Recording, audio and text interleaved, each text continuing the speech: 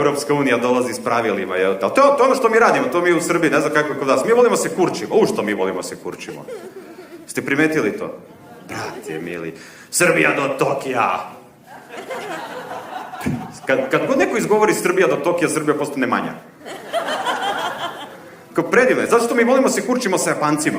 Znaš, jer Japan je tamo negde, oni su tehnološki, brate, mili, ja se sećam kad sam prvi put sreo Japance, koliko je to bilo meni zabavno. Mi smo bili u Budvi, na festivalu u Budvi. Ako niste bili, posjetite, to je predivan ruski grad.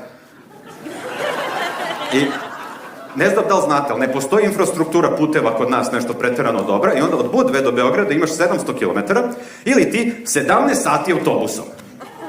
Evo smo bi sedeli 17 sati autobusom, bez interneta, bez ičega. Ja sam bio tamo, hteo sebi da odgrizem stopalo, nisam mogao da verujem šta gledam. Sad sam bio u zonu, umreću u ovom jebenom autobusu, bez interneta i tehnologije.